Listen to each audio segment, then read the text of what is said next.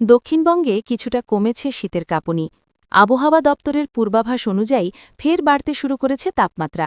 আগামী ৪৮ ঘণ্টায় ২ থেকে ৪ ডিগ্রি সেলসিয়াস পর্যন্ত তাপমাত্রা বাড়তে পারে দক্ষিণবঙ্গের জেলাগুলিতে। ফের কবে পাড়াপতন, কী বলছে আবহাওয়া দপ্তর? আগামীকালের সম্পূর্ণ পূর্বাভাস জানুন। দক্ষিণবঙ্গের আবহাওয়া, সাউথ বেঙ্গল ওয়েদার। সোমবার পর্যন্ত দক্ষিণবঙ্গে পারদ ধীরে ধীরে চড়বে।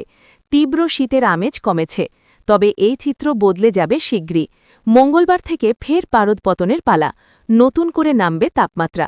আবহাওয়া দপ্তরের পূর্বাভাস বলছে মঙ্গলবার থেকে ২ থেকে ৩ ডিগ্রি তাপমাত্রা কমতে পারে পরবর্তী দুদিনে।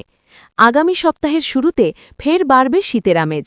আবহাওয়া দপ্তরের পূর্বাভাস অনুযায়ী পশ্চিমী ঝঞ্ঝার প্রভাবে তাপমাত্রা বাড়ছে। আগামী সপ্তাহে ঝঞ্ঝার প্রভাব কেটে গেলে ফের ঠান্ডা হাওয়া সমতলে নামবে, শীত বাড়বে রাজ্যে।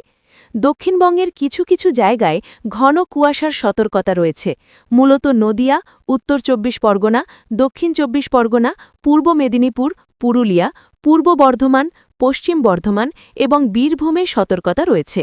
সকালের দিকে ঘন কুয়াশার কারণে দৃশ্যমানতা ৫০ মিটার পর্যন্ত নেমে আসার সম্ভাবনা রয়েছে।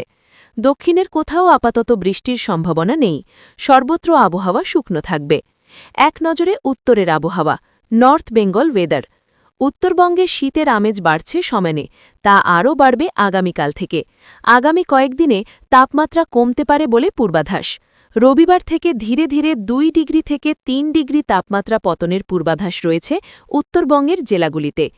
ঘন কুয়াশার কড়া সতর্কতা উত্তরে, দার্জিলিং, জলপাইগুড়ি, কোচবিহার, উত্তর দিনাজপুর, দক্ষিণ দিনাজপুর এবং মালদহে কুয়াশার কারণে সতর্কতা জারি করেছে আবহাওয়া দপ্তর। আগামীকাল দার্জিলিংয়ে হালকা বৃষ্টি এবং তুষারপাতের সম্ভাবনা রয়েছে।